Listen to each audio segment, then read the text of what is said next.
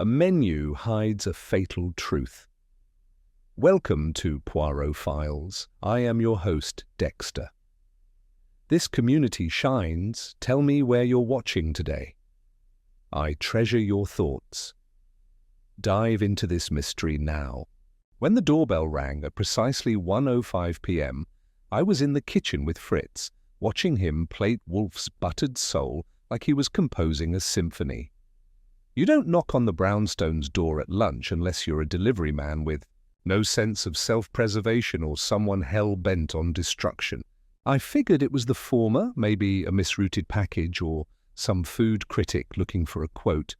But when I opened the door, it wasn't a package. It was a woman, early 30s, breathless, trembling, and entirely wrong for a Thursday. She wore a navy blue wool coat too heavy for the season and carried a brown paper bag crumpled like it had been strangled on the way over. Behind her, the street was quiet, but her eyes were doing traffic, darting like she'd been chased by ghosts or ex-boyfriends, or both. Before I could say a word, she shoved the bag into my hands like it was evidence or contraband. "Please," she said. "Just give this to Mr. Wolfe.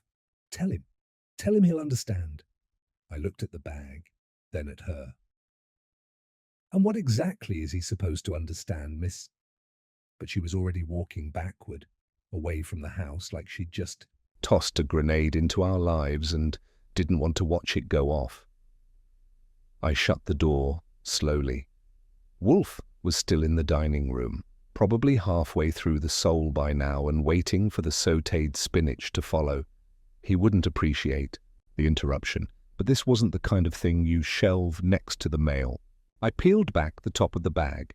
Inside was a laminated lunch menu from a place called Elan Vital, a fancy little bistro on the Upper East Side, if memory served.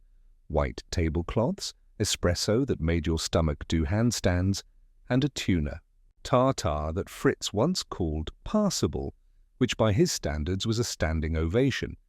But this menu wasn't just lunch specials. The bottom right corner had something scribbled in blue ink, barely legible. "He's going to poison the Toulouse duck. It's already been ordered. Saturday." Table 4. I read it twice, then folded the menu and headed toward the dining room. Interrupting Nero Wolfe mid-meal is a crime I try to keep on the misdemeanor side of the ledger, but I'd dealt with enough frantic women and weird notes to know this one wasn't garden variety. Wolfe looked up from his plate with the kind of expression he reserves for spoiled cream and crossword puzzles with typos. "Archie, unless you are bleeding, or in the final seconds of expiration, I expect silence until dessert." "This won't wait until creme brulee," I said. "A woman just handed me this and vanished." I set the menu, next to his fork, open to the bottom corner. Wolfe glanced at it, blinked once, then looked at me like I'd committed a grammatical offense. But his eyes settled on the note, and something changed. Just a tick, just a wrinkle around the edges of his gaze. He reached for it with the delicacy of a man touching dynamite. "This," he said, "is a forgery." "Handwriting? No. Sincerity. But the fear behind it is authentic." He tapped the edge of the menu. "Toulouse duck. It's an uncommon dish. Implies a chef with aspirations beyond mere sustenance. Place is called Elan Vital. Probably serves its soup with existential dread." Wolfe frowned. "Saturday. That gives us 2 days. Call Saul. I want a list of every reservation made for table 4 this week. All of them." "And the woman?" "She won't return, not unless the duck fails to kill." "Lovely. So we're officially in the catering business." "No, Mr. Goodwin," Wolfe said, settling back in his chair. "We are in the business of understanding why someone would kill for a menu and why someone else would lie to stop it."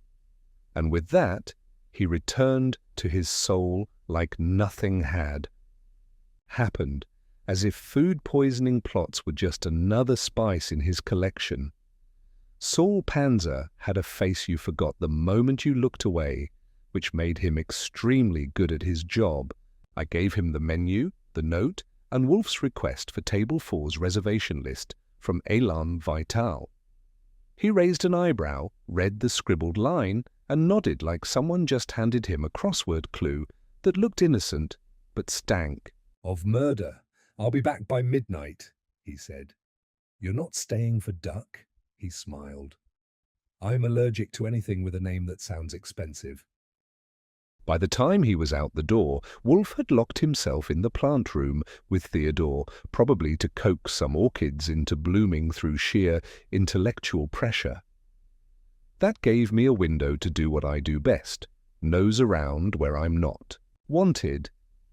I called Élan Vital, pretending to be a flustered assistant, confirming a Saturday lunch for a fictional Mr. Leopold Spencer at Table 4. The woman on the line said Table 4 was already booked for Saturday. No, she couldn't give me the name. Yes, I understood. I hung up, made a note, and pulled the restaurant's website. Slick design. Full menu with high-resolution images of their Toulouse duck in lavender reduction that made me want to commit minor crimes to taste it. But nothing useful.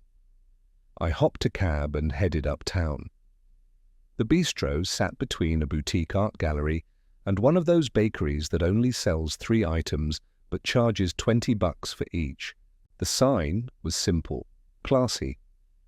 The windows were half-shaded. Inside, it looked like every food critic's fever dream: clean white linen, soft gold lighting, and waiters with ties thinner than their patience. I slipped inside, acting like I owned the place, which is easier when you're wearing a suit that costs more than the rent and a smirk that says you tip in 20s. A hostess with cheekbones like cut glass approached. "Reservation?" "Nope," I said. "Just hungry for answers." "And maybe the duck," she blinked. "Sir?" "Private detective," I said, flashing a card. "Archie Goodwin, Nero Wolfe's assistant. I'm not here to cause trouble, but someone thinks your duck is going to kill a guy, or someone hopes it will." I handed her the menu. She took one, looked at the note, then tightened her jaw. "Where did you get this?"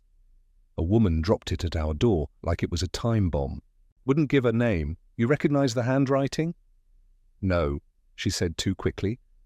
"But the reservation for Table 4 this Saturday is private. Very private." "That's not an answer. I'm not allowed to disclose client information." I leaned in. "Lady, someone thinks there's poison on the way." Now, I don't know if they're lying, pranking, or panicking. But if we don't figure it out, you might end up with a dead duck and a homicide investigation. She hesitated. Her professional smile faltered. "Table 4, Saturday. It's reserved for Mr. Edward Vance. Lunch. Just him." I knew the name. Edward Vance wasn't just some guy with a craving for fancy poultry. He was the culinary director of Nouveau Food Group, which owned half the high-end restaurants in New York. Magazine interviews, television spots, food expos. He was the face of refined gluttony. If someone wanted to make a point, taking him out with a poisoned duck was dramatic, theatrical, and headline-worthy. "Any enemies?" I asked. She gave me a look. "Right, let me rephrase. Anyone on staff here hate him enough to consider a duck-based assassination? Chef Raymond dislikes critics, but not enough to risk his career." "Where's Chef Raymond now?" "In the kitchen." But I was already moving. The kitchen was spotless chaos, heat, noise, clanging, sizzling. I caught sight of the man in command, mid-40s, hair tied back, face like a stone sculpture, hands moving faster than my last car. "Chef Raymond?" I said. "Quick word," he glared. "I'm plating soufflé, talk or walk." I flashed the menu. "Someone says the duck dish you're serving Saturday will be poisoned. Thoughts?" He froze, spat something in French I won't translate, then took the menu. His eyes scanned the scribble. "I do not poison food," he snapped. "If I wanted to kill someone, I would not insult the duck." "That's almost poetic," I said. Who prepares the Toulouse duck? No one yet. The ingredients are prepped, but final assembly happens day of. And who preps? He gestured. 3 sous chefs, all trained, all loyal. Names? He didn't answer. Just turned back to his station like I'd never walked in. That's the thing about chefs. They think their kitchen is a kingdom. And sometimes it is. I slipped out without another word. As I stood on the sidewalk, watching the lights flicker inside the restaurant, I got the feeling this wasn't just about food. Somebody wanted Vance dead, or scared, or both. But whoever it was didn't have the nerve to walk in and do it clean. They wanted Wolfe involved, which meant the food was just the garnish. The main course was still hidden. Back at the brownstone, Saul was waiting in the front room with a folder, his coat still damp from the rain.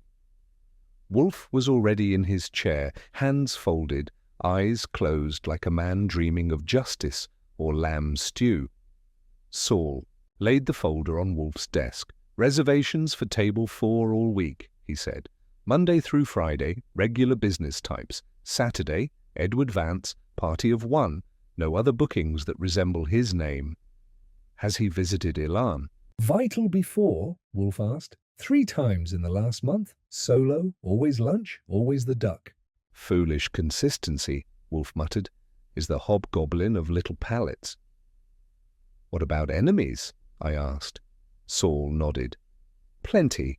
Disgruntled chefs, critics, and 1 lawsuit from a food safety watchdog group, but nothing direct. No threats reported." Wolfe opened his eyes.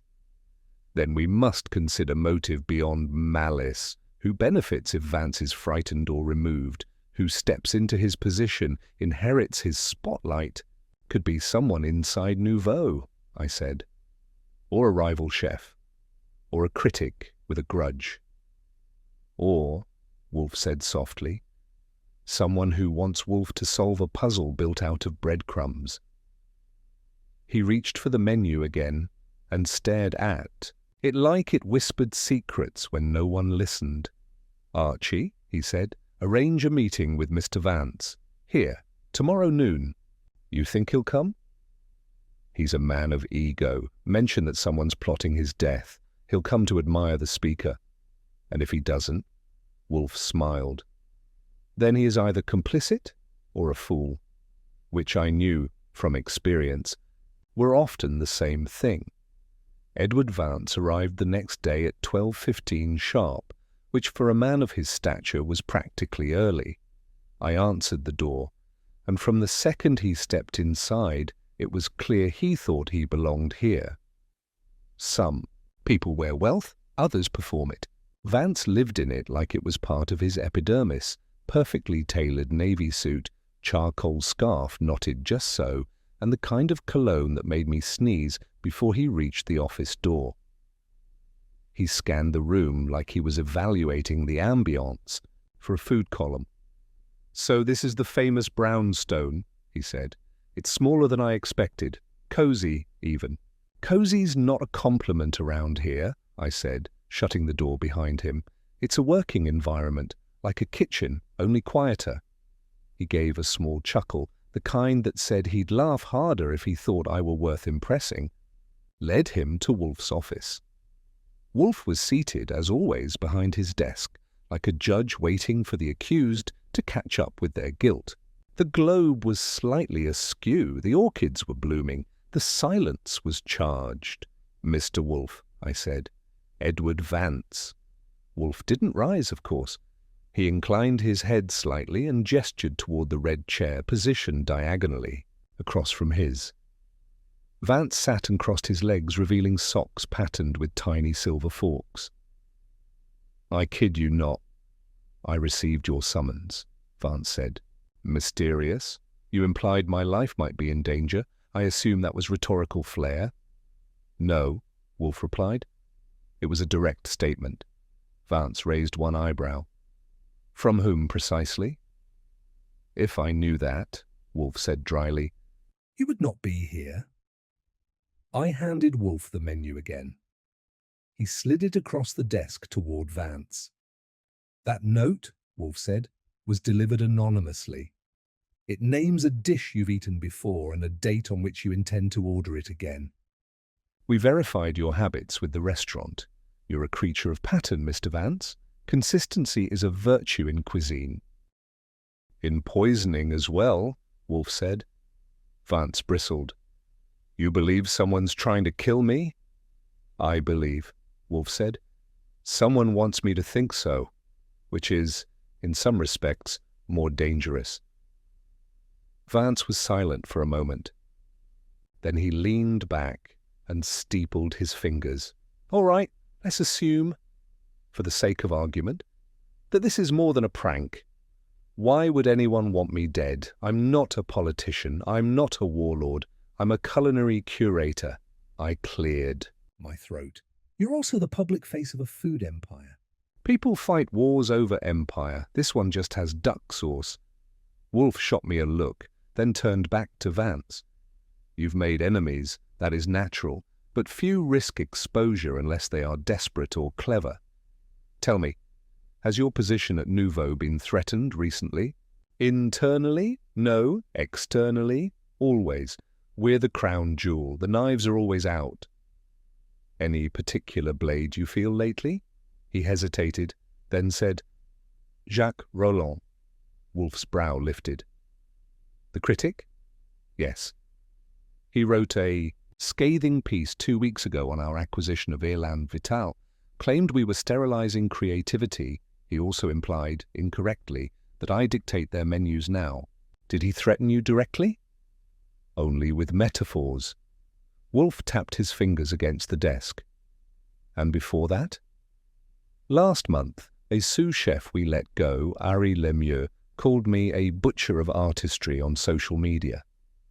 He blamed me for pulling a duck confit off one of our experimental menus, I interjected. Let me guess. Toulouse duck? Vance gave me a sharp look. Yes, it was underperforming. I made the decision.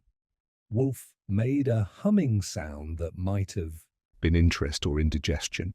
Tell me about Lemieux. French-Algerian. Brilliant, unstable, very protective of his creations. We let him go after he threw a saucepan at a pastry chef. It was overdue. Where is he now? Last I heard, freelancing. Underground, supper clubs, pop-ups, no fixed location. Did he know your schedule, your dining habits?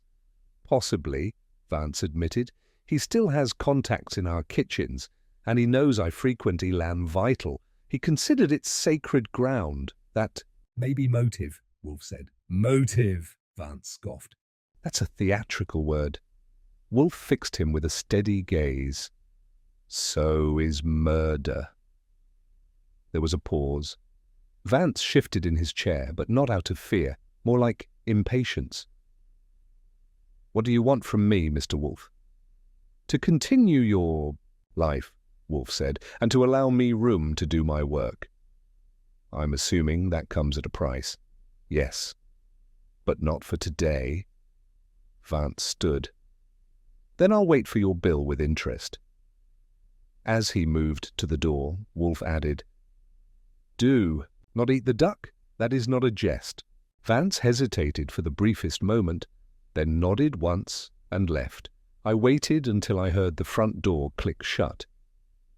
Roland or Lemieux? I asked. Both are plausible, Wolfe said. But one seeks revenge, the other seeks attention. I'm more interested in the one who seeks both, which is someone we haven't met yet, I sighed. Figures. He gestured toward the globe. Bring me the file on Elan Vital. I want full ownership records. I want their suppliers. I want names on it. I moved toward the stairs. Wolfe called out, And Archie, tell Fritz not to serve duck this week. I am suddenly disinclined. That night, I tracked down Harry Lemieux's last known kitchen, a pop-up dinner in a Soho loft, advertised only by invitation, and whispered hype. I slipped in through the side door, posing as a food blogger. The room smelled like sweat, wine, and 3 types of emulsified panic. Lemieux was in the corner, plating smoked eel like he was sketching a vendetta. I watched for 20 minutes. He moved like a chef, yes, but also like someone carrying a wound he kept warm. After the crowd thinned, I cornered him near the back, just as he was lighting a cigarette. "Mr. Lemieux," I said, "we need to talk. About a duck, and a man you used to work for." He froze, but only for a second. Then he exhaled a plume of smoke through his nose. "I knew he'd send someone," he said softly. "Wolfe?" "No, Vance." "Funny," said. "Vance says you're unstable," he smiled bitterly, "and Wolfe says I'm clever, no? Wolfe hasn't said anything yet." He flicked his cigarette away. "Then maybe he's smarter than the rest." He turned and walked off into the kitchen without another word. But something in the way he moved told me I'd just brushed against a live wire. The next morning, Wolfe was in a mood. Not the volcanic sort. He reserves that for when Fritz forgets to salt the broth or I leave the paper folded the wrong way, but the quiet, pondering kind. The kind where he rotates the globe 3 times in silence and stares at an orchid like, "It might blink first." I updated him on Lemieux over breakfast, describing the Soho loft, the smoked eel, the cigarette, and the cryptic parting shot.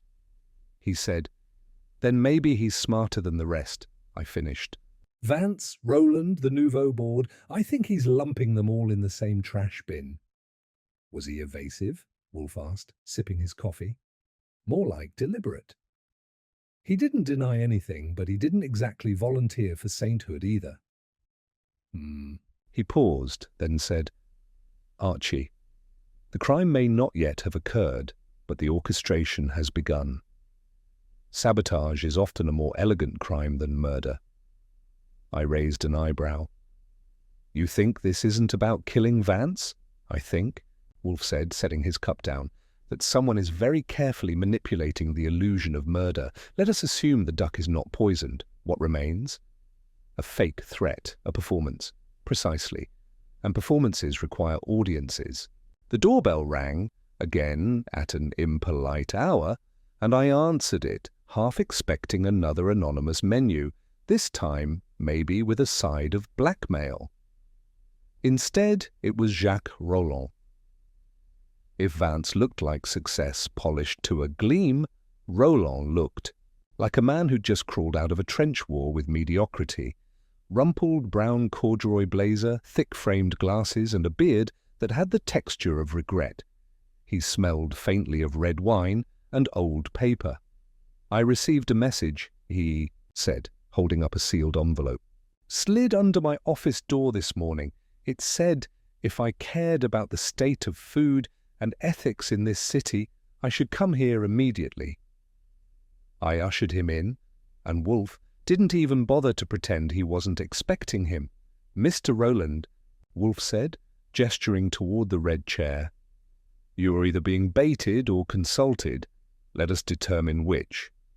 Roland sat stiffly like the chair had offended him. "I'm not in the habit of playing games." Wolfe nodded. "But you are in the habit of using public influence to shape perception. You wrote a rather excoriating piece on Edward Vance recently." Roland shrugged.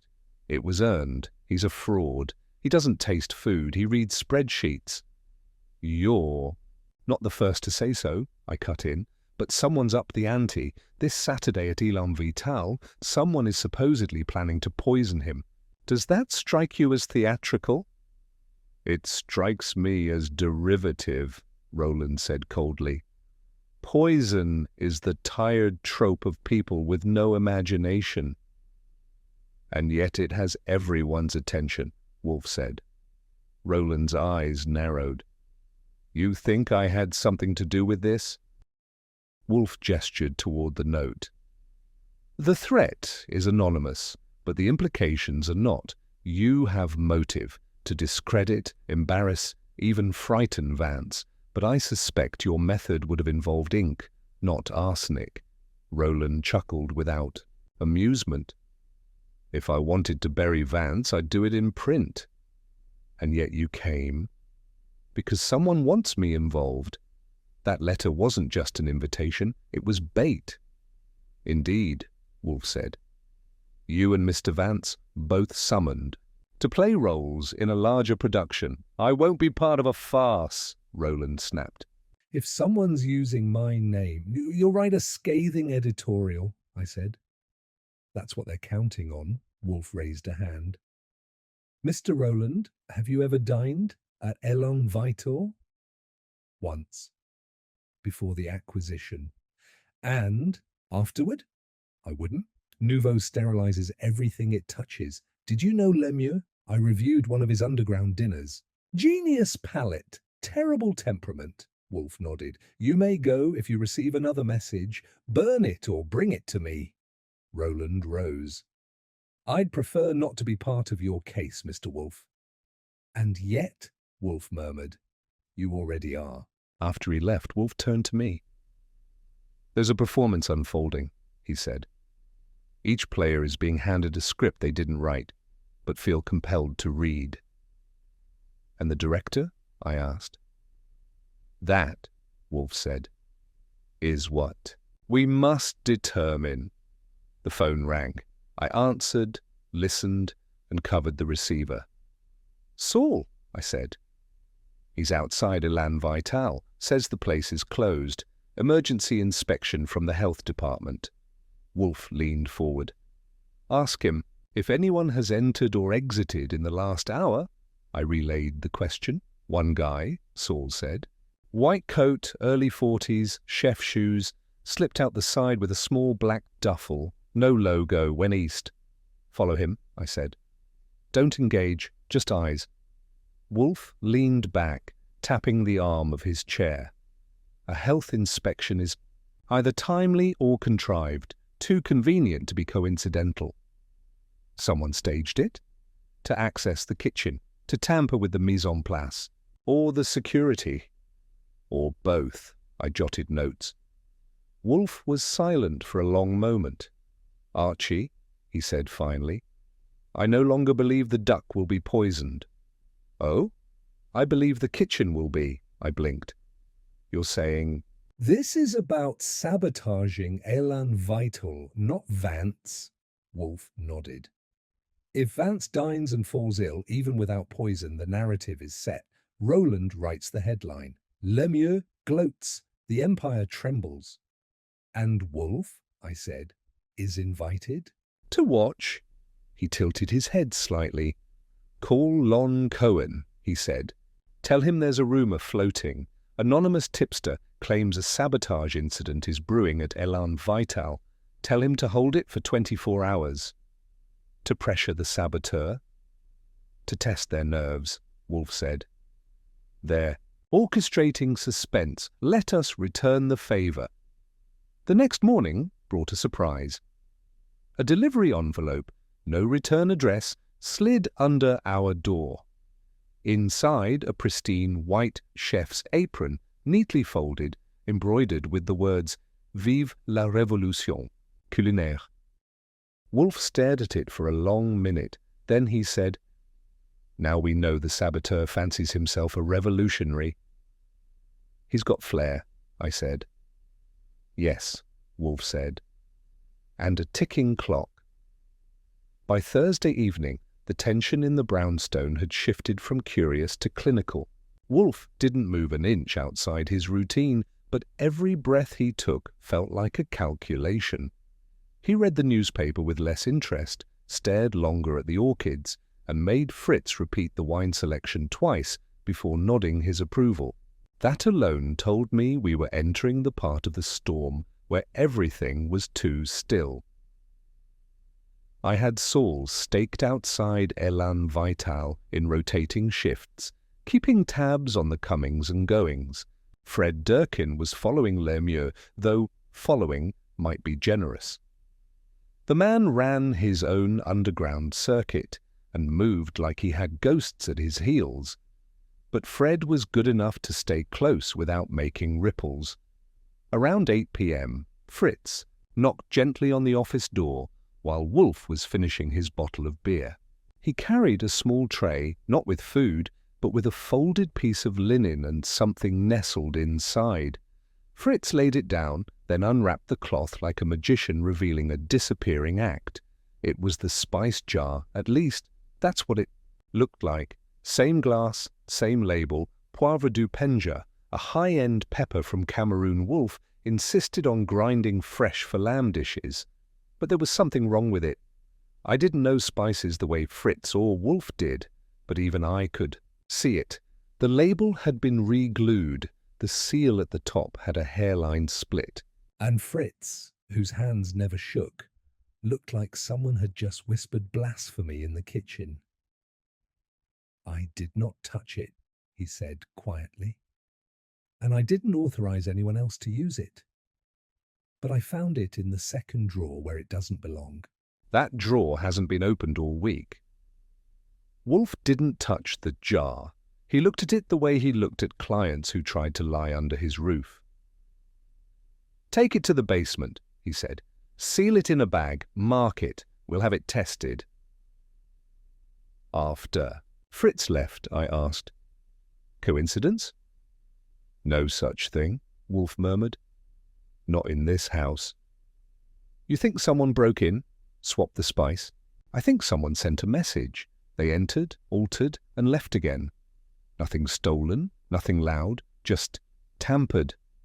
A rehearsal for the real act, or a demonstration of reach," Wolfe said. "It means they've been inside Elan." Vital. Perhaps even Lemieux. "Sabotage in plain sight," I said. "But how would they get into the brownstone?" "I'll have Fritz check the cellar doors and the roof hatch. What do we do in the meantime?" Wolfe folded his hands. "We bait the baiter." That night I made a call to Long Cohen at the Gazette. Gave him the scoop Wolfe had instructed, unverified, anonymous intel about a possible health code violation at Elan Vital. I added spice, figuratively speaking, a quiet whisper of insider sabotage. No names, just shadows. "Want me to run it?" Lon asked. "No, just let it sit. Let someone hear that it's about to be news. You're using me as a pressure valve, Archie. That's why you get the exclusives." He hung up with a curse I took as affectionate. By Friday morning, Wolfe was in full symphonic mode, meaning everything had to move in tune or not at all. Saul returned with two interesting details. One, Lemieux had been seen exiting a back entrance Of Elan Vital 2 nights ago, though no one could confirm if he actually entered. 2. A rival culinary startup called Fireroot, a pretentious blend of sustainable menus and cutthroat investors, was planning a press event on Monday, allegedly featuring a statement about Nouveau's corruption of high cuisine. "Statement?" Wolfe repeated, turning the word like a puzzle box. "What form?" "Unknown," Saul said. "But Lemieux was spotted in a bar with one of Fireroot's founders last week." Wolfe tapped his fingers. "Archie, we must prepare for a failure." "You mean if Saturday goes off without a hitch?" "No," Wolfe said. "I mean if it succeeds too well." I blinked. "Come again?" "If Vance is harmed, even symbolically, it validates the saboteur. If he is not harmed, but merely frightened, it still elevates the myth. Either way, the saboteur wins. Unless we cut the script short. Exactly. Just then the front bell rang. I opened it to find a courier with a thick envelope addressed to Wolfe. No return address. I signed, took it upstairs, and opened it in the office. Inside, a typed note, 3 glossy photographs, and a single matchstick taped to a card. Wolfe read the note aloud. "This is the Last Supper. Vance dines, Nouveau burns, and the duck will carry the flame. Bon appétit." The photographs were close-ups, grainy but focused, of the kitchen interior at Elan Vital. One showed a tray labelled Table 4. Another showed a clear glass spice jar, not unlike the one Fritz found misplaced. The third was a blurred silhouette of someone in a chef's coat reaching for a drawer. "Clever," Wolfe muttered. "They're staging their own evidence trail," I said, "just in case they want to leak it after." Wolfe nodded.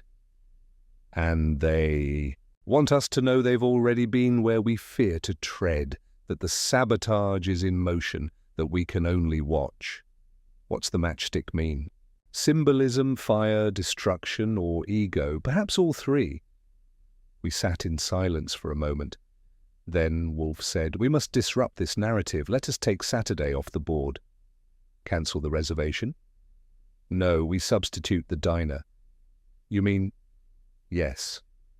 You will pose as Vance." I stared. "I'm flattered, but I can't fake that kind of smug." "You will not speak. You will not react. You will merely sit, eat the duck, or pretend to, and leave. And if the duck is poisoned, it won't be. That would be too final. They want panic, not death. And if I'm wrong, then Fritz will mourn you with a soufflé." Comforting. He folded his hands. "The moment we replace Vance, the entire play falls apart. The saboteur will be forced to act, or retreat." "You think he'll come in person?" Wolfe's eyes narrowed. "I think he already has." Saturday arrived with the kind of hush that makes you check the locks twice. Wolfe naturally refused to alter his routine. He rose late, spent 20 minutes arguing with himself over an orchid's wilting leaf, and ate his breakfast in complete silence, except to ask Fritz why the eggs were 2 degrees warmer than they should be. Me? I was preparing to become Edward Vance, a man I could impersonate in silhouette, but not in spirit. Still, Wolfe wasn't interested in impressions. He just needed a body in a chair and a meal served under surveillance. I wore a tailored charcoal suit and an overcoat 2 shades too sleek for my usual beat. Fritz pressed it himself. Wolfe insisted on every detail being right. Watch, pen, the rings Vance was known for, even a silk scarf with a monogram Vance probably had custom woven from smugness. Saul would tail me to the restaurant. Fred would watch the rear alley. Ori was seated at a nearby table with a menu and a hidden mic. Wolfe, of course, would remain in the brownstone, a general directing a dinner war. Before I left, Wolfe gave me a single instruction. "Do not finish the duck." I nodded. "In case it's poisoned." "In case it isn't," he said. "The meal is the message. You must interrupt it." At 12:45, I walked through the doors of Elan Vital like I owned a vineyard and had just fired a sommelier for breathing wrong. The hostess, a new face I didn't recognize, checked my name, Edward Vance, and smiled the kind of practiced smile that costs $70 in whitening treatments. "Right this way, sir." Table 4 was at the far end, slightly elevated. Not the best seat in the house, but positioned for maximum visibility. A theatrical stage for a culinary performance. I sat, unfolded my napkin, and didn't make eye contact with a soul. A waiter came with water. Another with the wine list. I declined both. I was here to observe, not indulge. Ori sat 2 tables away, pretending to admire the wine selection like it was a crossword puzzle he planned to seduce. At exactly 1:03 p.m., the dish arrived. It was a visual masterpiece. The Toulouse duck, sliced in perfect symmetry, drizzled, with lavender glaze resting on a small hill of smoked parsnip mash. I watched the waiter carefully. No tremble, no odd glance. He set the plate down with the reverence of a man placing an offering before a deity. "Enjoy your meal, Mr. Vance," he said. Then he vanished. I sat motionless, The room carried on like nothing was wrong. Glasses clinked, forks danced. A couple in the corner debated the moral structure of farm-to-table ethics. But I felt it. The eyes. Someone was watching, maybe from the kitchen, maybe from the shadows, maybe from behind one of those menus held a second too long. I lifted my fork, sliced a small piece of duck, and brought it to my mouth. I didn't eat it. I let it hover, then lowered it slowly back to the plate. That's when I saw him. A man, tall, mid-30s, sharp-featured, stood at the bar for less than 5 seconds. He didn't order, didn't sit. He just scanned the room, locked eyes with me, and turned away. His coat had a subtle red embroidery along the sleeve, VRC, the initials of Vive la Révolution Culinaire, the same as the apron we'd received. I pressed the mic in my sleeve. "Ori, did you catch that?" Red embroidery? On it. He stood and followed. I waited 10 more seconds, then raised my hand. The hostess returned. "I'm finished," I said. "But sir, you've barely touched—" "Compliments to the chef. Send the rest to the wolves." She blinked. "Pardon?" "Wrap it. I'll have it to go." I stood, nodded once, and walked out. In the alley, Fred intercepted me with a small nod. "Ori's tailing him. Saul's behind the kitchen. Nothing suspicious yet." "Someone was definitely here to witness," I said. He wanted confirmation that Vance was present, or not present. Back at the brownstone, Wolfe was waiting with his hands laced over his stomach, the duck boxed in a pristine container. On his desk, he didn't open it. "Well?" he asked.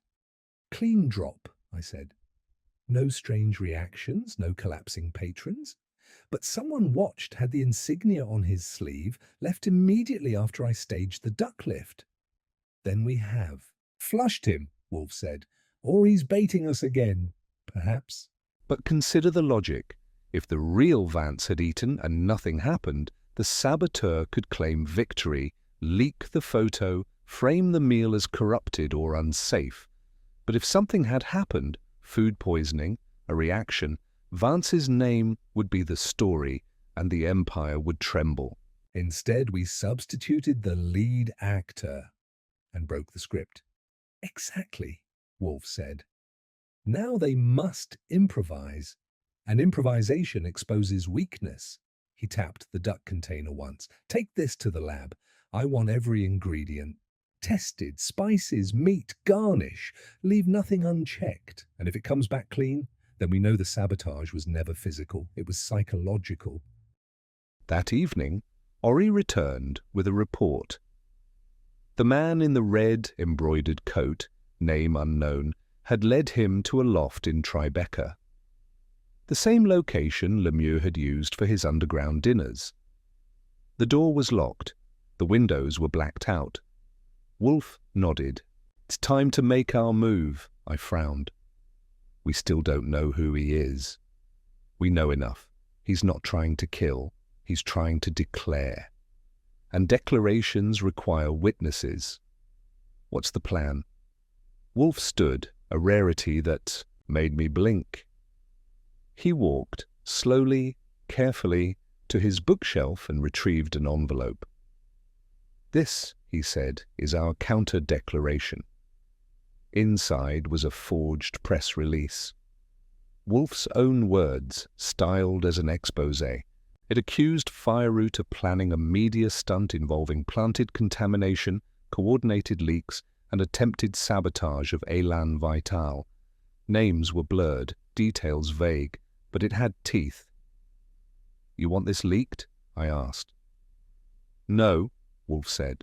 "I want it hand-delivered." "To whom?" "To Lemieux. And if he denies everything," Wolfe smiled. "He won't, because it's not a question. It's a mirror. We show him what he intended and watch how he handles his reflection." And so, as the clock neared midnight, I found myself knocking on a loft door in Tribeca, holding an envelope filled with thunder. The light flicked on inside, a silhouette moved, a lock turned, a familiar face opened the door, one I'd seen at the bar. "You're not Vance," he said. "No," I said. "I'm worse. I'm the man who ate your duck." He didn't flinch. The man in the doorway, sleek, tall, that red-stitched VRC on his sleeve, stood like he was expecting me. His eyes narrowed, not in surprise, but in calculation, like I'd arrived right on cue, maybe even in costume. "I thought you'd be shorter," he said. "You thought I'd be dead," I replied, and pushed the envelope into his chest. "Read that. It's the next course."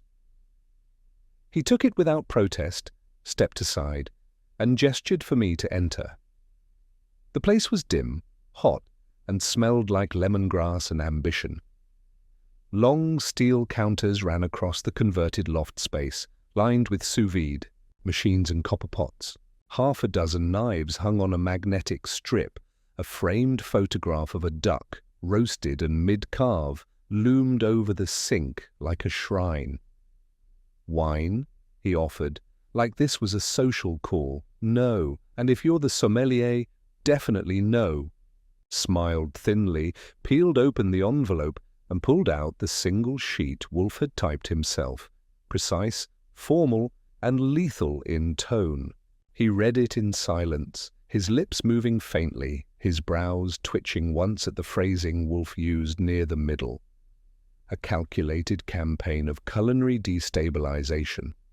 When he finished, he folded the page once, then again, and set it on the steel table behind him. "That's fiction," he said. "Of course it is," I said. "But it's compelling fiction, very publishable, a little anonymous leak to the Gazette. Vance could have you on the defense for months. I didn't poison anyone." "You didn't have to," I said. "You just created the expectation of poison. Fear is a better seasoning. That's what this was about. You wanted the illusion." He didn't reply. "Start with the fake note," I said, pacing the room slowly. "Then the staged photos, the apron, the spice jar swap, the anonymous messages to Wolfe and Roland, all pieces in a carefully plated entree, but you made one mistake." "And what's that?" "You left the duck untouched." His expression flickered. "Because that wasn't the point." "Exactly," I said. "You weren't trying to kill Vance. You were trying to serve him, on a platter. The goal was embarrassment, scandal, collapse, a calculated deconstruction of a man's image, one course at a time." He stepped closer, folding his arms. "Why does Wolfe care?" "He doesn't," I said. "But someone tried to stage a performance on his turf. That makes it personal." The man laughed once, sharp and bitter. "Vance is a parasite. He eats chefs for breakfast and regurgitates menus for investors. He stole Elan Vital from visionaries. Lemieux bled into those recipes. I was there. I saw what he did." "You're not Lemieux?" "No," he said, "but I believed in him. So, this is revenge." He paused. "Call it restoration." "That's cute," I said. "But Wolfe doesn't like stories without endings. So here's how this one goes. Tomorrow, the Gazette receives that envelope with an anonymous tip. They verify the layout matches your own event materials, Fire Roots press list, your newsletter typography. That VRC monogram you stitched into your little club uniforms? It ties to a registered LLC in your name." His face dropped half a notch. "You've got 24 hours to decide," I said. "Wolfe doesn't need a confession. He just needs to turn on the lights. And in this town, the shadows don't last long." He nodded slowly, almost respectfully. "You know, I thought Wolfe would send someone older." "I moisturize," I said. "And I have a moral compass." "Yours, I assume, is on back order." As I turned to leave, he called out, "You can tell him I surrender, but not because I'm afraid, because I hate waste." I paused at the door. "Then you really shouldn't have sent the duck." Back at the brownstone, I handed Wolfe the report and the folded confession, light on signature, heavy on implication. Wolfe didn't seem surprised. He rarely does. He read it slowly, then placed it in a manila folder, sealing it like a priest locking away a relic. "Will it hold?" I asked. "Doesn't need to," Wolfe replied. "It simply needs to be seen." He pushed back in his chair, folded his hands across his middle, and stared out the window where rain had begun tapping the glass like a polite intruder. "Do you think he regrets it?" I asked. "No," Wolfe said. Regret implies miscalculation. He calculated quite well, but what he failed to measure was appetite. "Vance's?" "Mine," Wolfe said. We sat in silence a moment longer. "You were right," I added. "The duck wasn't poisoned." Wolfe gestured toward the still unopened takeout container resting on the corner of his desk. "Fritz tested it. Perfectly. Edible. Even refined, but it no longer has a story, and food without story is simply fuel. So what happens now?" "Nothing," Wolfe said. "The saboteur will vanish. The duck will fade from memory. Vance will spin the story in his favor. Roland will write a retrospective essay about the perils of anonymity in protest. And us?" Wolfe picked up his beer. "We eat." He rang the bell for Fritz. Later that night I sat alone in the front room, reading the gazettes. Early edition, no headlines about poisoned ducks, no exposés about culinary revolutions, just the usual gripes about inflation, weather, and city council budget squabbles. It was almost disappointing. After all that noise, the city had gone back to chewing its food. I went to the kitchen and poured a small glass of Fritz's cordial, fig and rosemary this batch. Wolfe was in his office again, rotating the globe, humming a note I didn't recognize. He stopped, looked up. "Archie," he said, "tell me, do you believe in protest?" I blinked. "Only when I'm the one protesting. Not in theory, in structure. Do you believe it's effective?" "When it's loud, sure." "No," Wolfe said. "Loud protest is theatrical. Effective protest is invisible. It moves. Through systems, through patterns, like steam, not fire." "You think he failed because he made it visible?" "No," Wolfe said. "He failed because he made it temporary. A single duck, a single weekend. He built a feast of indignation, but didn't account for digestion." He poured himself another glass. "People forget, Archie, especially in this city. One minute you're the scandal of the season. The next, you're a footnote in a Yelp review." I raised my glass. "To being unforgettable." "To being irreplaceable," Wolfe corrected. We drank, quietly, no toasts, no applause. Just the sound of silence returning to the brownstone. Sunday morning returned the brownstone to its sacred rhythm, quiet, structured, slightly irritable. Fritz was in the kitchen preparing squab with wild rice and apricot glaze. Wolfe was reading Tacitus again, muttering Latin under his breath between sips of his beer. And I was seated at my desk pretending to sort mail while watching the man think. But the case wasn't closed, not officially. The saboteur had backed down. The duck had been cleared. No one was poisoned. And yet, Wolfe hadn't called it finished. He hadn't written a summary for the client because technically there hadn't been one. The threat came uninvited. The mystery was self-imposed. The fallout remained a little too tidy. At 11:15 a.m., Wolfe put his book down and pressed the buzzer for Fritz. "Arrange chairs in the office," he said. "We'll need 5, I glanced up. "You're calling them in?" "I am." "All of them?" "Yes." Vance, Roland, Lemieux, and the man in the red coat. His name is Adrian Kessler, by the way. Architect by training. Culinary provocateur by ambition. And the 5th? Saul, Wolfe said. He will sit. He will listen. "Why Saul?" Because you already know too much and Fritz is too polite.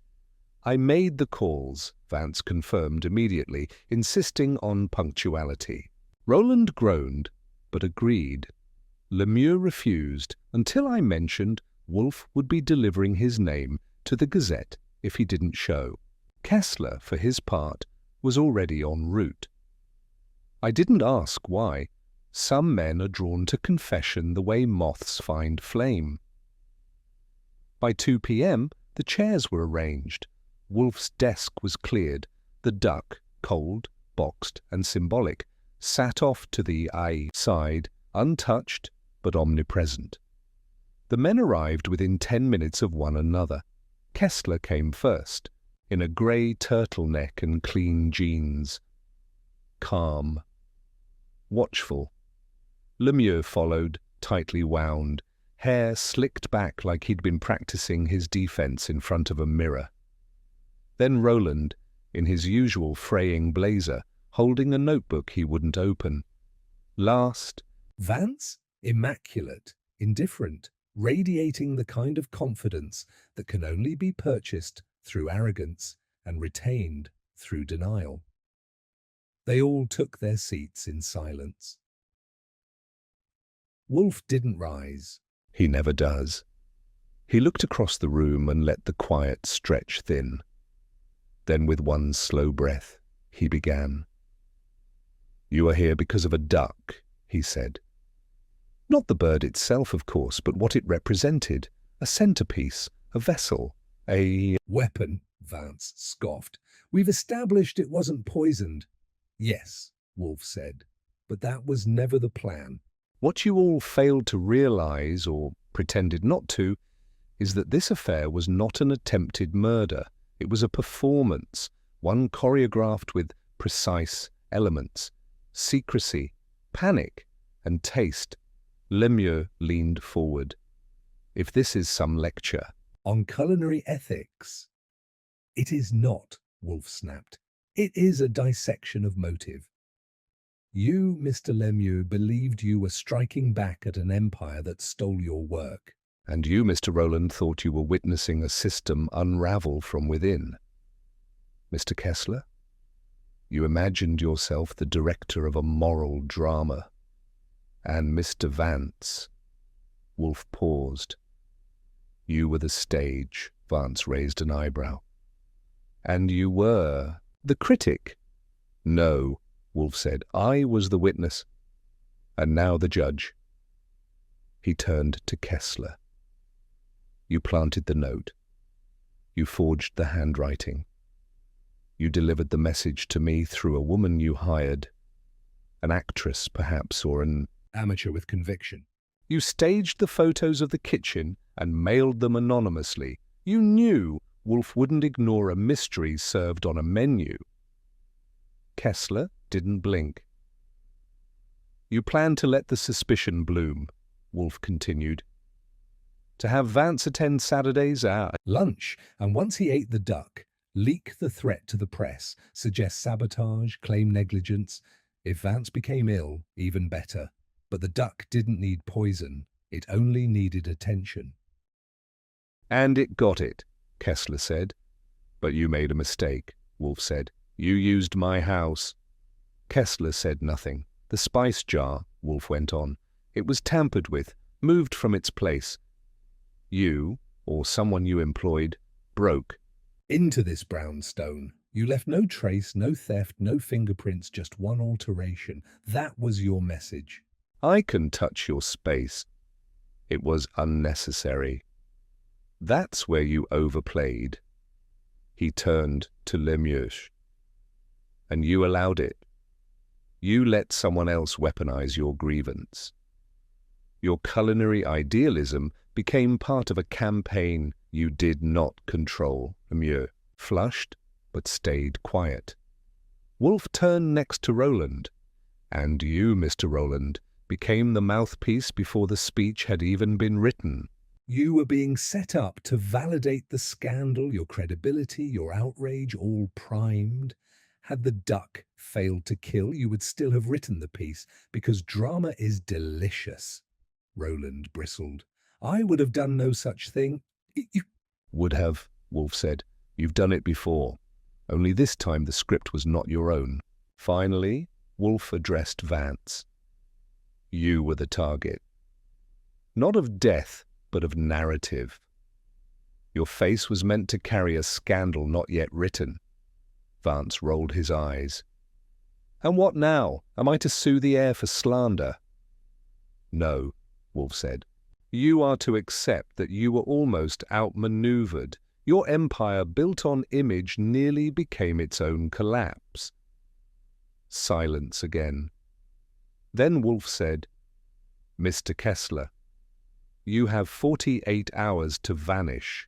If I see your name in print, I will publish every detail I have, including your arrangement with Lemieux, your staging materials, and the registered business account for VRC. The Gazette has already prepared a placeholder article. I will deliver it if I hear one whisper. Kessler nodded once, like a man accepting a menu he didn't order, but understands must be eaten. Wolfe turned to Lemieux. You will not return to Elan Vital. You will not comment to the press. You will not host another dinner until the next calendar year. You will spend your time rediscovering what food means without sabotage. Lemieux swallowed hard. Or else, Wolfe said, I feed you to Vance.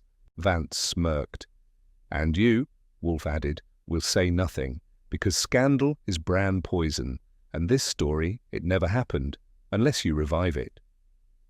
Vance stood. I'll consider it a truce. Consider it discretion, Wolfe said, a quality you sorely lack. And with that, the gathering ended. They filed out one by one, some humbled, some bruised, none victorious, just neutralized. After they were gone, Wolfe let out a long breath and finally opened the duck. He took one bite, chewed, and nodded. Passable, he said. Barely. Monday brought no headlines, no anonymous exposés, no restaurant closures, and no further menu threats disguised as performance art. For once, the world decided not to burn. Or perhaps it just had other fires to watch. Wolfe, predictably, returned to his routine with a vengeance, insisting Fritz adjust the herb balance in the veal stock, demanding I reorganize the filing system alphabetically, and by date of consultation, don't ask, and reading a 3-year-old issue of Gourmet Monthly like it held coded secrets from the Kremlin. The case, if we even wanted to call it that, was technically over. No one died, no one was arrested, and yet Wolfe had summoned, interrogated, and judged 4 men like a private tribunal of one. They had all left the brownstone changed, even if they wouldn't admit it. I spent the morning wondering whether they'd keep their silence or return to their respective corners to sharpen knives that cut reputations instead of meat. By lunchtime, I had my answer. Saul came by with a folded slip of paper. It was a handwritten note from Kessler, delivered anonymously to a midtown news outlet, but intercepted through back channels Wolfe had cultivated over the years. Editors who owed him favors, printers who knew when silence was gold. It wasn't a confession, just a farewell. A quiet one, to those I cooked for and those I challenged. You deserve better than illusions. I leave the stage before the spotlight burns out. It was signed only with an elegant A. Dramatic, I muttered. Wolfe read it, grunted, and tossed it onto the pile marked irrelevant but satisfying. Kessler won't surface again for some time, Wolfe said. He understands spectacle, but he also fears being outperformed. That is our leverage. And the others? Lemieux will lick his wounds. Roland will write about corruption in the olive oil trade or some such diversion.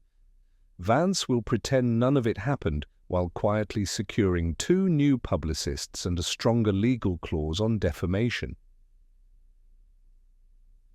Efficient ecosystem, I said. Poisonous, but balanced. Wolfe closed his eyes. That is the nature of taste, Archie. It adapts. After lunch, Fritz brought in a sealed envelope, this one from Vance. Inside was a check. Wolfe opened it, read the amount and said, "Return it." I raised a brow. Generous? Obscene, Wolfe said. I wasn't hired. I was intruded upon. Still, it's a lot of zeros for an unsolicited intrusion. I do not accept compensation for unsolicited service. You sure about that? Could have bought a new greenhouse. Archie. Fine. I left the check on Wolfe's desk, untouched, and made a mental note to burn it if he forgot. He wouldn't forget. By mid-afternoon, the brownstone had resumed its preferred state of controlled stillness. The orchids breathed. Fritz simmered. Wolfe brooded over a book on French herbology from 1878. I found myself pacing. You know, I said, it still feels unfinished. Wolfe didn't look up. Because you seek conclusion, not resolution. Care to explain that with fewer syllables? He sighed and finally spoke, slowly. This was not a case of murder. It was a case of intent, of suggestion, a world built on implication and fear carried by performance. But the damage was real, trust was altered, lives were pushed. So even without a crime, there's consequence. Exactly, Wolfe said. Not all violence leaves a wound. Some leaves doubt. I sat down and poured myself a small glass of Fritz's rose cordial. The burn was clean, subtle. You ever worry, I said, that we're just a part of their show? That every time someone pulls us in, it's because they want the legend of Wolfe on their resume? He considered this. I am not an audience. I am not an actor. I am the wall they crash into. And me? You, Archie, Wolfe said, finally lifting. His eyes are the one who picks up the pieces before I choose which to discard. I had to admit, it was flattering. And annoyingly accurate. That evening we received one final visitor, Jacques Roland, uninvited, wearing the same rumpled blazer, but with a sharper gleam in his eyes. He entered without hesitation, sat down without greeting, and pulled from his jacket a folded piece of cream-coloured stationery. I'm not here to start anything, he said. Just thought you should see it. He handed it over. I unfolded it. One short paragraph. A new editorial. The Cult of the Plate. How storytelling almost replaced flavour. A piece about how the food world nearly lost itself to narrative, ego and fabricated drama. No names, no specifics, just theory, critique and a soft nod to the idea that maybe, just maybe, we've all gone too far in chasing legacy over sustenance. He's writing the truth, I said. No, Wolfe said. He's writing the truth. Roland stood. You can relax, he said. This isn't revenge. It's closure, or the closest I can get to it. Wolfe nodded. Print it, Roland smirked. You always were a reluctant co-author. And then he left. Later that night, Wolfe and I sat in the kitchen, the air filled with the slow sizzle of lamb fat and thyme. Fritz was preparing dinner, but Wolfe wasn't focused on food. He was watching the steam curl upward from his glass like it carried secrets.